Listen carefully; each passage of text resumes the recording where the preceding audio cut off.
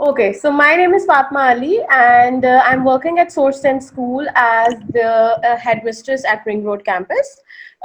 Previously, I was associated with IB diploma program as a computer science and information technology in a global society instructor. I have three positions with IB. One is like I was a IT paper one HL examiner, and I was also working as an ITGS extended essay supervisor and examiner. And lastly, I was part of the International Baccalaureate Curriculum Review Committee member for CS and IT.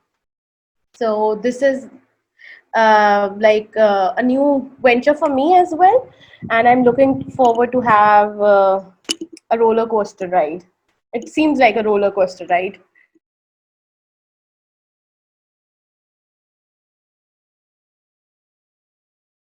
तो फातिमा ये बताइएगा कि before get into what stem और इससे related सारे questions, आप थोड़ा सा मुझे ज़रा ये बताएं कि आपके स्कूल में इस सारे पेंडेमिक वाले एपिसोड के बाद किस तरह का एक्सपीरियंस रहा आपका उसके दौरान ऑनलाइन क्लासेस का, थोड़ा सा एक जनरल आइडिया लोगों को हो जाए कि स्कूल्स Okay. में क्या क्या इश्यूज आप लोगों को आए या स्टूडेंट्स किस तरह ऑनलाइन लर्निंग में आपको क्या फील हुआ कि कहाँ कहाँ लैग करता रहा है हमारा एजुकेशन सिस्टम अभी तक इसको अडाप्ट करने में. Okay. So basically, COVID was new for everyone. Worldwide, सबको ही problem आ रहा था कि एकदम we were not at all ready for it. But I think कि as far as Pakistan का education system is concerned, हम लोग we were able to manage things. Every school went for an hybrid model. जहाँ तक हर एक की जो थी, as far as Source 10 school is concerned, हम लोग भी hybrid mode of learning पे गए थे. सबसे पहले online learning शुरू हो गई, जिसपे they were like Google Classrooms के through और Zoom और Google Meet के through they were online teaching. But जो biggest problem था वो ये था कि online teaching was not only new for teachers but also for parents. हम का और किसी के जिनके एक या दो से ज़्यादा बच्चे थे, उनको एक सेम टाइम पे बच्चों को ऑनलाइन क्लासेस पे बिठाना, एक जो हमारा जो सबसे बड़ा प्रॉब्लम डिजिटल डिवाइड का प्रॉब्लम तो हमारा था ही, इंटरनेट की फैसिलिटी अवेलेबल होना जिसको हम लोगों ने कभी भी ऑनलाइन क्लासेस के लिए नहीं यूज़ किया था घर में. सेकेंडली, हर एक के पास लैपटॉप या कोई भी ऐसा डिवाइस होना जिसके थ्रू वो ऑनलाइन बैठ सकें, उसका भी प्रॉब्लम था. बिकॉज वर्क फ्रॉम होम भी शुरू हो चुका हुआ था, एंड देवर ऑल्सो फादर्स जो अगर एक ही लैपटॉप है आपके घर में तो वो आपके अब्बू को भी चाहिए, आपके बच्चे को भी चाहिए ऑनलाइन क्लासेस के लिए. और दूसरा ये कि हर उतनी ड्यूरेशन के लिए पेरेंट्स को बैठना अपने बच्चों के साथ, specially the primary years. I think this hybrid model worked better for higher classes. As far as the early years and primary years was concerned, जो student engagement थी ना, जो इतनी देर बच्चे को बैठा के रखना एक screen के आगे, वो that was a hurdle for not only parents but for the teachers also. कि अब आपने कैसी activities engage डिज़ाइन करनी है कि जिसमें बच्चा एटलीस्ट 45 मिनट्स या 35 मिनट्स एक लेसन के लिए आपके साथ बैठ रहा है. बट अल्लाह का शुक्र है, अब things are better and we are back to school and things are getting well now.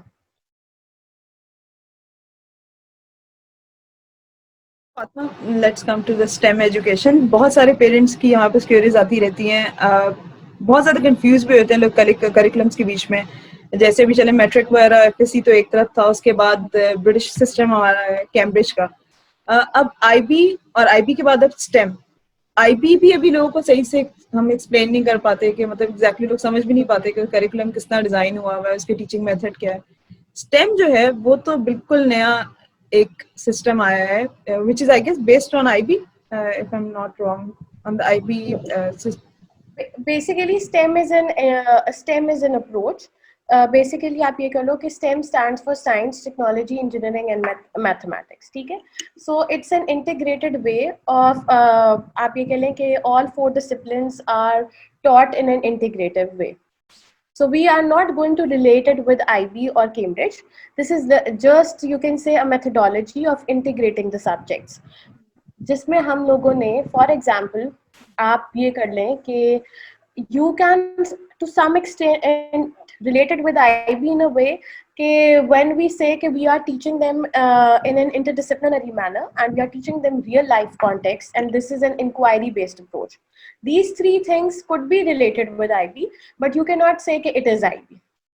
ठीक है, it's a way of teaching, it's a new way of teaching जिसके अंदर आप बच्चे को थ्रू हैंड्स ऑन या एक्सपीरियंशियल लर्निंग में आप मैथ्स, साइंस, टेक्नोलॉजी और इंजीनियरिंग के कॉन्सेप्ट्स दे रहे हो और आप एक्चुअली बच्चे को ये बताना चाह रहे हो कि अगर आप मैथ की क्लास में कुछ पढ़ रहे हैं, साइंस की क्लास में कुछ पढ़ रहे हैं, ये आपस में इंटर रिलेट कैसे हो रहा है. क्योंकि हमारा सबसे बड़ा अलमिया ये है कि जो हमारा ट्रेडिशनल सिस्टम है, अगर आप उसमें कैम्ब्रिज भी ले लो, हमने हर सब्जेक्ट को डिसिप्लिन फोकस्ड पढ़ाया है. हमने बच्चे को कभी ये नहीं बताया कि साइंस और मैथ का आपस में क्या रिलेशनशिप है. हमने कभी बच्चे को ये नहीं बताया कि मैथ की एप्लीकेशन रियल लाइफ में क्या है, ये कैसे कंप्यूटर साइंस से लिंक हो रहा है. तो बच्चा एक बिल्कुल ब्लैंक रहता है और बच्चे को ये जनरल ओवरऑल समझ ही नहीं आती कि ये अगर कोई सब्जेक्ट वो शुरू से पढ़ता आ रहा है तो इसकी इम्पोर्टेंस क्या है. तो इसमें बेसिकली थोड़ा सा अगर आप सिंपल टर्म्स में और बता दें कि आईबी तो चले रहने देते हैं, कैम्ब्रिज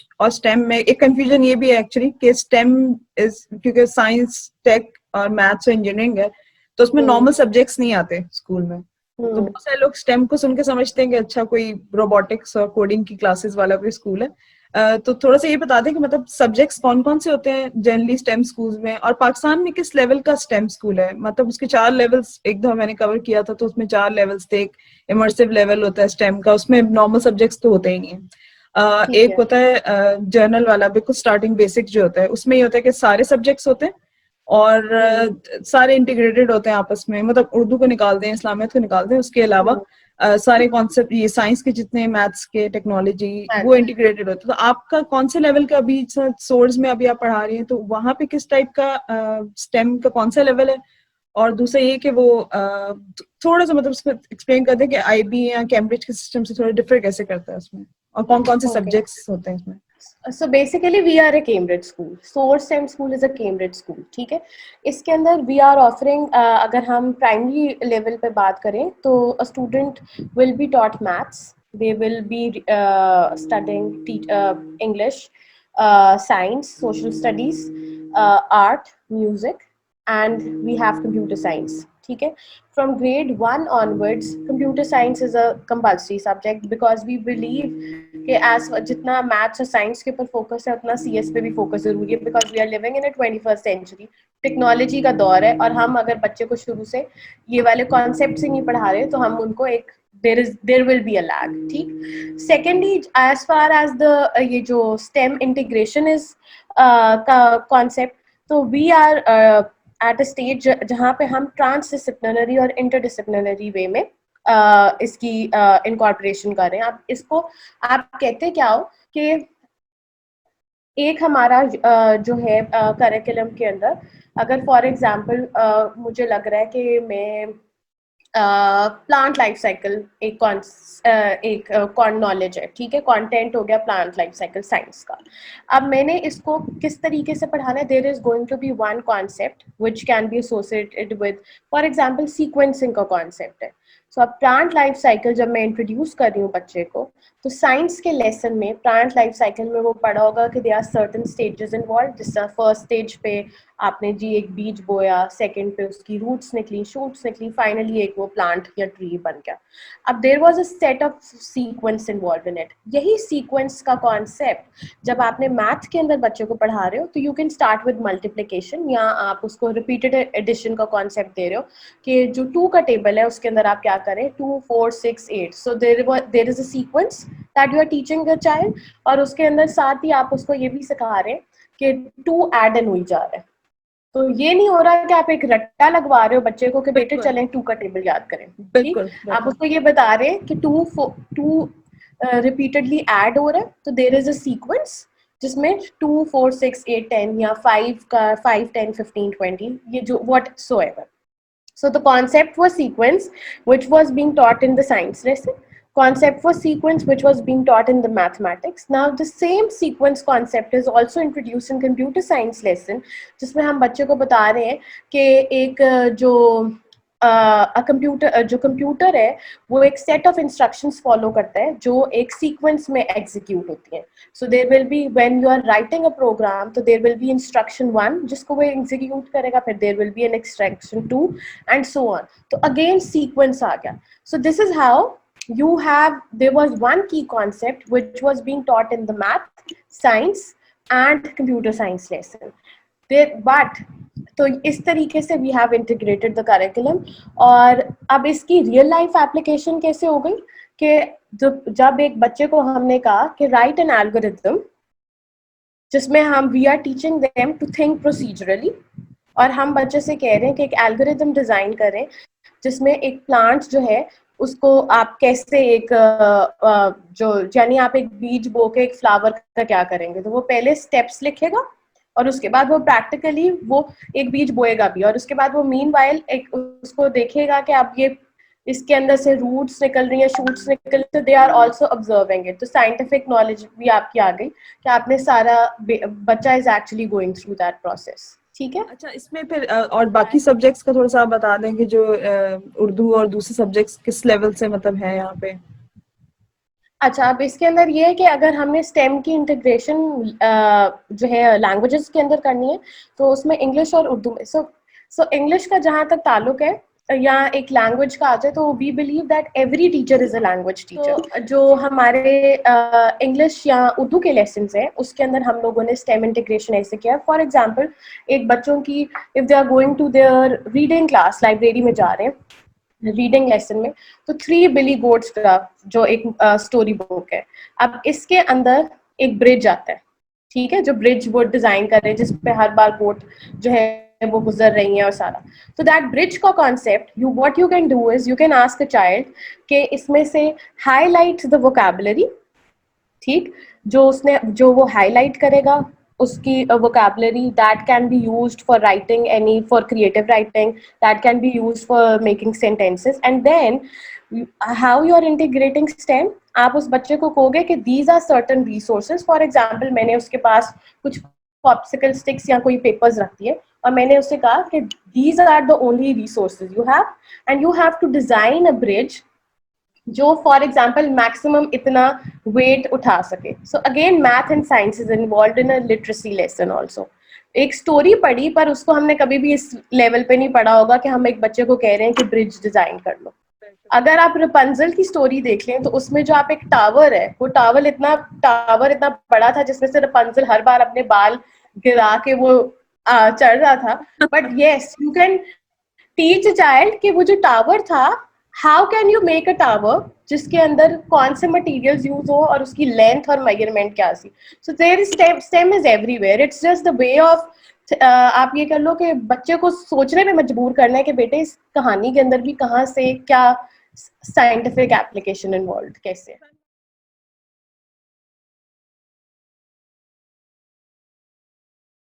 हम ग्रेड 6 ऑनवर्ड्स लीनियर अलजेब्रा पढ़ाने लग जाते हैं, पर हमें जिंदगी में कभी किसी ने नहीं बताया कि लीनियर अलजेब्रा की एप्लीकेशन क्या है. जब तक के अगर आप वंडरिंग एंड तक के क्या क्या एप्लीकेशन, हाँ क्या एप्लीकेशन है, अगर एग्जैक्टली लीनियर अलजेब्रा की बेसिक एप्लीकेशन अगर आप देखो तो अलजेब्रा इज इन जो अगर आपने इकोनॉमिक्स पढ़ लिया है तो आप उसमें पढ़ लेंगे इसके बारे में. अगर आपने लीनियर अलजेब्रा, अगर आप आगे कंप्यूटर साइंस या कुछ कर रहे हो तो आप इंक्रिप्शन में पढ़ोगे कि ओके जी इंक्रिप्शन की बेसिक्स अलजेब्रा है. सो नोबडी टोल्ड अस कि जी ये कहाँ अप्लाई हो रहा है. नोबडी टोल्ड अस कि क्वाड्रेटिक इक्वेशन जो हम पढ़ पढ़ के पागल हो जाते हैं, क्वाड्रेटिक इक्वेशन का फॉर्मूला लगा के जो हमने रट्टा मारा हुआ है, वो रट्टा अभी तक हमारा लगा हुआ है, मेरा भी 9th 10th से. But nobody told us कि जी this quadratic equation was actually used by civil engineers or architects while designing homes. That quadratic equation was used by financial managers in calculating profits. So this is the difference between a traditional teaching and the STEM-based teaching. When you are telling a child कि बेटे this is the real life application of a mathematics concept which is being taught you in the class. For example matrices की example ले लो जो आगे बच्चे जब पढ़ेंगे. Again it's used in encryption. आप linear algebra is used in machine learning also. But machine learning होती क्या है? If a grade 4 student is telling you कि जी machine learning is this and उसके अंदर जो probability या कोई statistics का या हम estimation का concept पढ़ रहे हैं, and that is applied in machine learning. So that is going to create a difference when a child is learning these stages in early अपने स्कूल वाले लेवल पे. वरना अभी क्या हो रहा है, हमें सारा कुछ पता है. हम जब तक यूनिवर्सिटी जाते हैं हमें पता होता है स्टैटिस्टिक्स क्या है, प्रोबेबिलिटी सैम्पलिंग क्या है, हमें पता है एस्टिमेशन क्या होती है, हमें पता है अलजेब्रा के ये वाले फॉर्मूले, क्वाड्रेटिक इक्वेशन ये है. साइंस का भी अंदर हमें सारा कुछ पता है. बट स्टिल जब तक हम 18-19 ईयर्स ओल्ड हो के एक यूनिवर्सिटी नहीं जाते, we don't know okay what is the practical application. और again बच्चों को फिर भी नहीं, यूनिवर्सिटी में भी नहीं पता चलता. Exactly. And I want to add in one thing here कि the STEM is everywhere. It is just that we don't realize it. जिसकी एक सबसे easy example ये है कि हम लोगों ने टेक्नोलॉजी को भी, when I'm saying कि science, engineering, technology and mathematics, हमने टेक्नोलॉजी को डिफाइन कर दिया है सिर्फ और सिर्फ एक मखसूस कर दिया है इस हद तक कि कोई भी चीज जो plug-in है ना, that is technology. But this is not the case. If you take an example of this pen, you will realize कि ये जो pen है, this is the best example of technology that you can give. कि someone identified कि हमने लिखना कैसे है, और उस बंदे ने सोचा कि इस पेन की जो है क्या शेप होनी चाहिए, इसकी मेजरमेंट कितनी होनी चाहिए, इसके आगे पॉइंटर की क्या मेजरमेंट होनी चाहिए. अगर आप कोई भी देखो, इस पेन पे तो नहीं लिखा हुआ, यूजुअली बॉल पॉइंट्स के आगे लिखा होता है 0.8 mm की इसकी नीडल. आपने इसको एर्गोनॉमिकली कैसे डिजाइन करना है कि ये इसके आगे फोम लगा हुआ है. कोई मैथमेटिशियन था जिसने ये सारी चीजें सोची. Then there was a biochemist involve जिसने ये सोचा कि इंक को मैंने नॉन टॉक्सिक कैसे बनाना है कि बच्चे अगर मुंह में डाल रहे हैं तो कुछ होना चाहिए. So there were many STEM persons involve in it related. Exactly. And फिर फाइनली जाके ये पेन मिला. So STEM was everywhere. It's just that अब हमने लोगों के अंदर ये अवेयरनेस क्रिएट करनी है कि हम उस तरीके पे सोचना शुरू कर दें ताकि जो हमारा बच्चा है, अब जो आजकल का जो आप ये कह लें ना, जो 21st सेंचुरी बच्चा, ही इज वेरी शार्प. वो बहुत जल्दी टेक्नोलॉजी इवॉल्व करता है. वो बहुत he is very good at questioning. So like हम अगर अपना ट्रेडिशनल सेटअप देखें तो हम बच्चे की वो सोचने समझने की सलाहियत को वो खत्म करते जाते हैं. अगर बच्चा ये 2 से ज्यादा सवाल कर रहा है तो मैं उसको क्लास में कहूंगी कि बेटे प्लीज आप फोकस करें जो लेक्चर में दे रही हूँ, क्योंकि मैंने उसी वही पढ़ाना है. आपके सवालात को बाद में हम कैटर करेंगे, और उसके बाद वो बात कभी भी नहीं आता. तो ये टेक्नोलॉजी वाली साइड पे स्टेम स्कूल्स में भी किस टाइप के कोर्सेज हैं? You mentioned artificial intelligence and robotics का तो हमने सुना है, तो इसमें क्या क्या एप्लीकेशंस है? मैथ्स से ये ज्यादा रिलेटेड होंगे आपस में? हाँ जी. अभी ये है कि like from grade 1 we are offering computer science as a compulsory subject. From grade 3 onwards we have we have divided into CS and robotics. We are introducing physical computing from grade 3 onwards, जिसके अंदर basically because grade 3 का जो बच्चा है at least वो basic electronics हम introduce कर सकते हैं क्योंकि circuits are being taught from grade 3. तो जब grade 4 में या इस तरह आते हैं आगे तो there are certain projects जिसमें अब हमने microcontrol system we are using Arduino.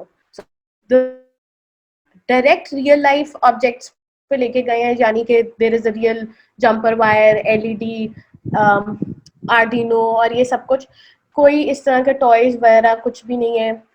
The reason is कि जब आपके लाइफ स्किल्स बेसिकली एग्जैक्टली करना, ये सब करना. हाँ जी, ये वाला सब कुछ करना, बिकॉज ये बच्चों को नहीं सिखाया था. और एक लड़की को तो बिल्कुल नहीं सिखाया जाता कि जी बेटे आप जो है ना ये तार या ये कुछ कर लें. हम ये कंसिडर करते हैं कि नेक्स्ट क्वेश्चन एक्चुअली हाँ, these are the things only for boys, कि ये सिर्फ लड़के ही कर सकते हैं. So like this is how from basic electronics हम इंट्रोड्यूस करते हुए students will be doing certain projects जिसपे finally they are able to design जो robots आप कह लें.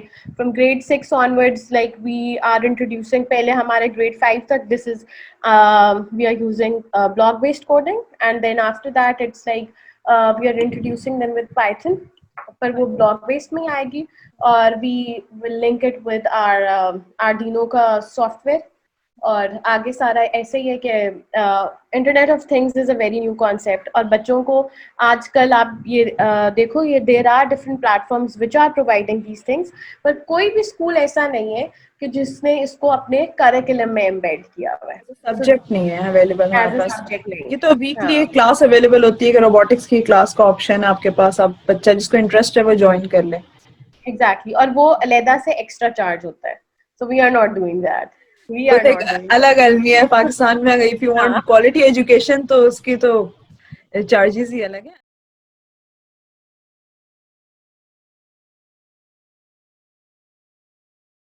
अच्छा बात में ये बताइएगा कि स्टेम स्कूल्स में असेसमेंट का मेथड क्या होता है, वो डिफरेंट होता है नॉर्मल स्कूल से या सेम होता है, किस तरह होता है? ओके, बेसिकली जो असेसमेंट्स हैं उसको हमने दो पार्ट्स में डिवाइड किया हुआ है। There is a formative assessment and then there is a summative assessment.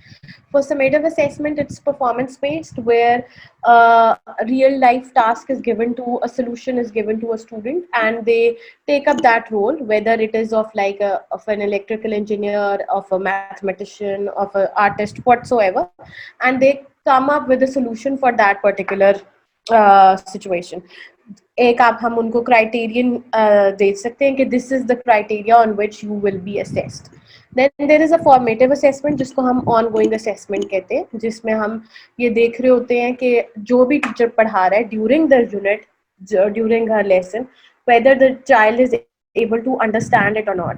There can be like, इसके लिए आप मैं जनरल छोटा सा क्विज ले लूँ, मैं जनरल उनसे पूछ लूँ कि बेटे मैंने आपको इस मेथड से पढ़ाया, आपको समझ आई, कोई ऑब्जर्वेशन हो गई, कोई एग्जिट टिकट हो गई. तो this is how we teach ultimately हमारा, because being a Cambridge school हम लोगों ने बच्चों को ओ लेवल्स के लिए प्रिपेयर करना है. तो इसी तरह जिस तरह हमारे we have the mid term exams, we have this first term exams, वो हमारे उसी तरह चलते हैं जो हमारे रेगुलर बेसिकली एग्जाम्स ग्रेड होते हैं मतलब इसमें? रेगुलर एग्जाम्स हैं, because the grade 5 students are going to appear for checkpoints, primary checkpoints. Grade 8 is going to appear for secondary checkpoints, and then grade 9 and 10 is going to appear for O levels. So we are keeping the के एक बच्चा balanced approach रखे, regular main stream वाली assessment भी और system एक ये रखें वाली. आप साथ में। हाँ जी. फातिमा ये बताइएगा कि why do you think stem is important nowadays? Already हमारे पास ढेर सारे करिकुलम्स हैं, यूनिवर्सिटीज में तो बच्चे जा रहे होते हैं डिफरेंट, लेकिन पाकिस्तान में इस वक्त स्टेम की मतलब why do you think it's urgent कि अब हम स्टेम मेथोडोलॉजी को अडॉप्ट करें पाकिस्तान में? Okay.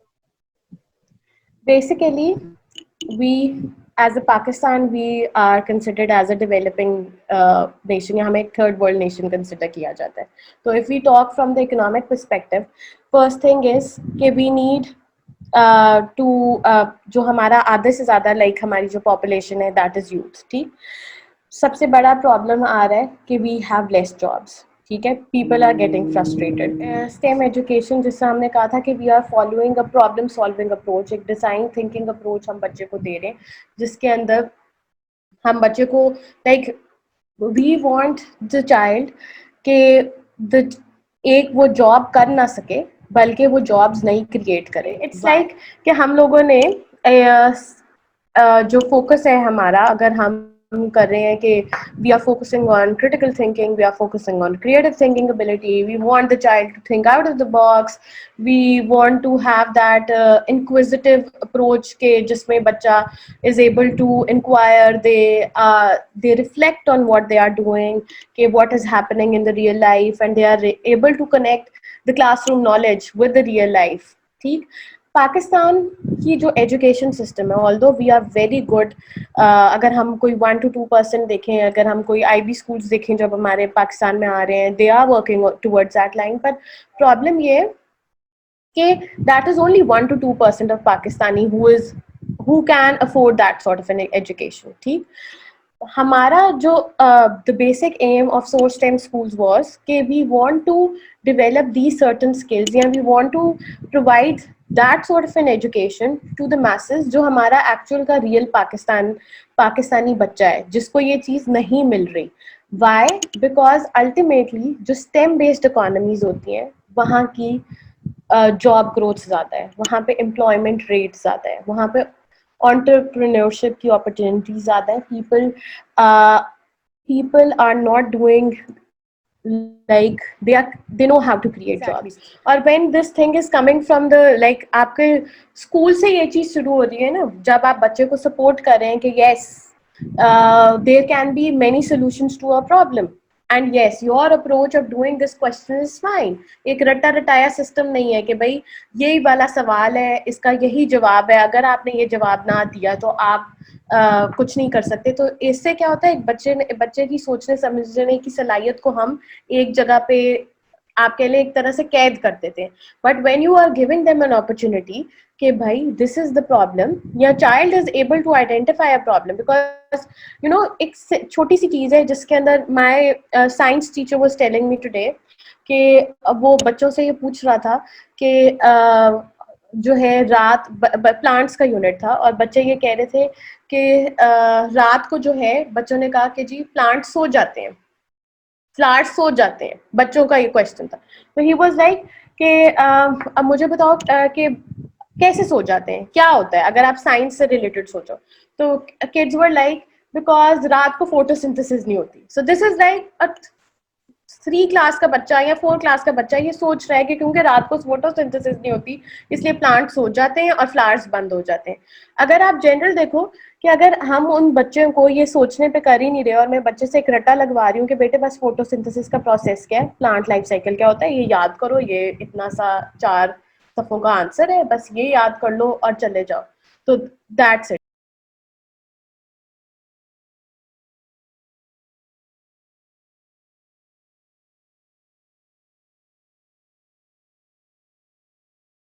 Fatma, you mentioned a very good thing about girls. तो आई वाज रीडिंग समवेयर कि इवन यूएस जैसी जगह पे भी स्टेम स्कूल्स, अच्छा वहाँ पे वैसे तो करिकुलम बहुत अच्छे डिजाइन हुए होते हैं, मतलब इंक्विजिटिव बच्चों की नेचर को बहुत ज्यादा वो और हाईलाइट करवाते हैं. लेकिन स्टेम स्कूल्स वहाँ भी टोटली एक separate form of education board है, मतलब टोटली डिफरेंट. वहाँ पे स्कूल्स ही स्टेम स्कूल्स अलग है वहाँ पे भी.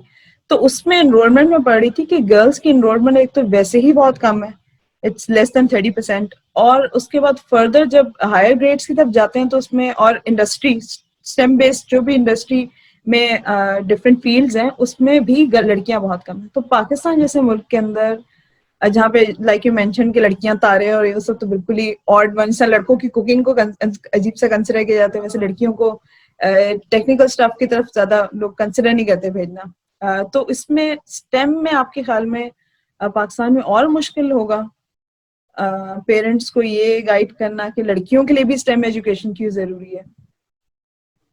मतलब ये basically cultural do you think this factor will effect enrolment? इसके अंदर ये है कि अगर आप पाकिस्तान के अंदर जनरली देखो ना, तो हमारे अभी भी पाकिस्तान उन कंट्रीज में से है जिसमें अम्मी अब्बू plays a very vital role in choosing kids career. ठीक, और उसके अंदर हम लोगों ने ये डिफाइन कर लिया हुआ है कि जी लड़के इंजीनियरिंग में जाएंगे, बच्चियां मेडिसिन में जाएंगी, और उसके बाद उसके अलावा तो हम किसी और करियर को करियर समझते ही नहीं है. हम we belong to that sort of a nation जिसमें डॉक्टर और इंजीनियरिंग के अलावा और कुछ नहीं है. But still there is a lack, और वो क्या है, हम लोगों ने ये बिठा लिया हुआ है कि बच्चियां जो हैं वो मैथ्स नहीं कर सकती. बट अगर आप पिछले जितने भी अब कोई 5-6 years बैक statistics उठाओ तो you will see more women coming into the fields of STEM. You will see girls going into engineering, electrical engineering भी कर रही हैं, mechanical engineering में भी जा रही हैं, biotechnology में जा रही हैं. So now girls in Pakistan, girls are going into these fields. But yes, हम लोगों ने ये एक define कर दिया हुआ है कि जो स्टेम फील्ड्स हैं वो लड़के ज्यादा बेहतर कर सकेंगे क्योंकि लड़कियों के अंदर ये सोचने की सलाहियत ही नहीं है, या वो इतना कर ही नहीं सकती. या दूसरा ये कि हम ये कंसिडर करते हैं कि okay we can go for easier subjects in for girls, के अल्टीमेटली उन लोगों ने ये पढ़ के क्या कर लेना है, इन पे उन्होंने जो है कौन सा कोई इसको एक्सेल करना है. तो एक बहुत बड़ा टेंशन और फोबिया वाली चीज है जो गर्ल्स में ज्यादा आती है, वो ये है कि we consider maths as a very difficult subject. We consider science as a very difficult subject. जिसके अंदर ये वाकई ऐसा है। अगर आप पाकिस्तान के पिछले स्टेटिस्टिक्स उठाओ, मैं एक आर्टिकल पढ़ी थी, उसके अंदर आई गॉट टू नो 2014 में जो फाइनली ये नेशनल असेसमेंट का इनका हुआ था, इसमें मैथ और साइंस में ग्रेड 4 में out of 1000 students only 400 and something students were able to score 50% or above. So why? It means अब अच्छा हम we are talking about national statistics. I'm not talking about private school का बच्चा जिसको ये वाली सारी facilities मिल रही हैं, पर एक हमारा आम जो नेशन, हमारी जो आम आवाम में से, स्कूल्स की तरफ से जो हाँ, ज्यादा बच्चे आते हैं, पब्लिक स्कूल्स में से वो बच्चा नहीं कर सक रहा, वो नहीं अडॉप्ट कर सक रहा मैथ और साइंस के सर्टेन कॉन्सेप्ट्स, उसमें वो लड़का हो या लड़की हो। Why? Because there is a phobia, people don't know how to teach these subjects. And then again the रट्टाफिकेशन कि अगर ये मैथ का थ्योरम भी था ना, पाइथागोरस थ्योरम, बेटे इसको रट्टा मार लो कि ये क्या है, बस इसकी रियल लाइफ एप्लीकेशन क्या है, इसको अप्लाई क्या करना है, कभी किसी ने नहीं पूछना। शायद ये मैट्रिक के इम्तिहान में आप पाइथागोरस थ्योरम पढ़ लेंगे, इसके बाद आपने कहाँ कहीं अप्लाई करना है, क्योंकि आपने नेक्स्ट ईयर से मैथ सब्जेक्ट ही नहीं लेना। So these are certain things जिसपे हम लोगों को, बच्चों को ये अवेयर करना है कि इन सब्जेक्ट्स की कितनी इम्पोर्टेंस है, ये सब्जेक्ट्स भी कितने इजी टू गो हैं अगर आप लोगों को, अगर आप उनको रियल लाइफ कनेक्शंस दे रहे, और जो बच्चियां हैं अगर आप उनको थोड़ा सा शुरू से ही प्रमोट करें कि yes you can do it, तो we have very bright students जो, and they are willing to, like I think कि पाकिस्तान में तो मैं ओवरऑल अगर अपने क्लास फेलोज या उसके हिसाब से भी देखूं, like I can not quote any statistics, but I have seen girls performing better than boys in maths and science, and I've seen girls doing better in STEM fields as compared to boys and girls, although they were limited, but they were the more confident one and they know what they were doing. So ultimately, like हम शुरू से अगर parents का mindset change करें कि जी yes your daughters can also do it, एक पढ़ना is a very important thing, हम पढ़ाई अपने बच्चों को इक्वली पढ़ा रहे हैं और आगे से उनको इक्वल अपॉर्चुनिटी दें, और इस चीज़ के ऊपर मखसूस ना करें कि जी हमारी बेटी और नहीं जा सकती इन फील्ड्स में, ये थोड़ी सी हमें अवेयरनेस देने की ज़रूरत है। ऑल्दो जो पेरेंट्स में आ गई है, पर और दे देंगे तो इंशाल्लाह बेहतर होगा। इसमें बात है, बल्कि स्टेम में तो आई थिंक एक एक्स्ट्रा एडवांटेज है, वो ये कि जिस तरह आप टेक्नोलॉजी या इवन इंजीनियरिंग साइड पे भी ले लें, मेन लेकिन मैं कंप्यूटर साइंसेस की बात करूंगी यहाँ पे, आईसीटी जो है उसमें अब जिस तरह ऑनलाइन फ्रीलांसिंग बहुत ज्यादा, मतलब मैं खुद फ्रीलांसर हूँ, तो उसमें अब तो बहुत ज्यादा लड़कियों के लिए अपॉर्चुनिटीज आ गई। अगर आप कंप्यूटर साइड पे स्पेशलाइजेशन करते हैं किसी चीज में, तो आप तो ऑनलाइन बहुत सारे लोग, मैं आपको बता रही हूँ, जिससे इंजीनियरिंग में भेजते हुए कंसर्न होता है कि लड़कियों के लिए इंजीनियरिंग वाली फील्ड नहीं है। उसका एक बहुत बड़ा रीजन ये भी है कि जॉब्स में, वो बाहर भी यही ट्रेंड है सरप्राइजिंगली, कि इंजीनियरिंग साइड की जॉब्स में लड़कियां वैसे ही कम जाती हैं, और they just leave the jobs in at the end. तो उसकी वजह से इंजीनियरिंग का एक वो बन गया है कि चलो लड़कियां ऑन फील्ड कम मिलती हैं, तो फिर लोग प्रेफर नहीं करते उन फील्ड में जाना। लेकिन टेक्नोलॉजी वाली साइड जो है उसमें तो I think stem education is actually more favourable for girls, क्योंकि उन फील्ड में पढ़ के अपने घर बैठे इतने जबरदस्त अपॉर्चुनिटीज उनके पास होती है एज अ स्पेशलिस्ट, मतलब बहुत ज्यादा उसमें आई थिंक उसमें बहुत ज्यादा अपॉर्चुनिटी। आप ऑनलाइन प्रोजेक्ट्स भी देखें अगर, तो उनको चाहिए होते हैं, चाहे पाइथन लैंग्वेज तो एक चीज है, बट मशीन लर्निंग कितनी जॉब्स हैं that's online, because data science is a very emerging field and you can, हाँ, आप you can work as a data scientist while sitting at home. आप कोई भी जो है वेबसाइट डिजाइनिंग और ये सारी चीजें घर बैठ के कर सकते हैं। तो yes, there are a lot of things that girls can also do while sitting at home, और इसका ये मतलब नहीं। and one more thing, हाँ, one more thing, I'm not बिल्कुल I'm not promoting that, but I'm just saying कि normal schools में आपको ये अपॉर्चुनिटी नहीं मिलती। इसमें तो आपको इतनी वैरायटी ऑफ फील्ड्स के अंदर अपॉर्चुनिटी मिलेगी। ये मेरा कहने का मतलब है, मतलब obviously I am not supporting के घर बैठे, लेकिन ये कि जो पेरेंट्स इस वजह से भी प्रेफर नहीं करते टेक साइड पे लड़कियों को भेजना, उनके लिए भी प्रेफरेबल है देखा जाए तो। एग्जैक्टली। और दूसरा, lastly I would like to end the discussion on this thing कि जो मैंने बात की ना कि the design thinking approach that we want to develop, ठीक है, उसके अंदर लड़का हो या लड़की हो, वो सिर्फ क्लासरूम सेटिंग्स की हद तक नहीं है ये that approach, that is a way of life, एक आपका जिंदगी गुजारने का तरीका, जिसके अंदर मैं अगर स्कूल हेड हूँ फॉर एग्जाम्पल, और मैंने ये देखना है कि मेरे स्टूडेंट्स या टीचर्स को क्या प्रॉब्लम फेस हो रहे हैं या पेरेंट्स के क्या प्रॉब्लम फेस हो रहे हैं and I have to work on them, तो the first stage will be empathise करना है ना. तो I would like to know more कि मेरे स्टूडेंट्स या टीचर्स के क्या प्रॉब्लम्स हैं. After identifying those problems I am going, the second stage comes कि मैंने उनके अकॉर्डिंगली प्लान करना है और डिज़ाइन करना है कि मैं अपने इस स्टूडेंट की प्रॉब्लम को कैसे सॉल्व कर सकती हूँ या ये पर्टिकुलर पेरेंट की प्रॉब्लम को कैसे आइडेंटिफाई कर सकती हूँ. उसके लिए डिफरेंट सॉल्यूशंस देखूंगी कि जी अच्छा टाइम कंस्ट्रेंट है, अच्छा कोई पैसे का मसला है या कोई मेरे पास इतने रिसोर्सेज नहीं है कि मैं भी ये मैनेज करूँ. फाइनली जब मैं वो सोल्यूशन इम्प्लीमेंट कर रही हूँ और इवेलुएट उसको करूंगी कि क्या मेरा स्टूडेंट या पेरेंट या मेरा teacher is satisfied now.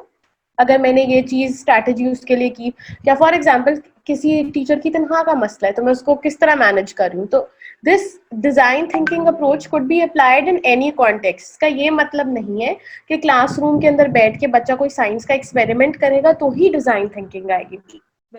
This is like you have to make a child aware that how to empathize with each other, how to collaborate with each other, how to reflect on your own thinking and everyone else thinking, और किस तरह आप मजीद बेहतर कर सकते हैं. because like it is like there is always a way of improving yourself. तो ये चीज बच्चे के अंदर हाँ जी, शुरू से आप डालें तो it can create a difference in a child's life. ठीक है, thank you so much Fatima for giving us time.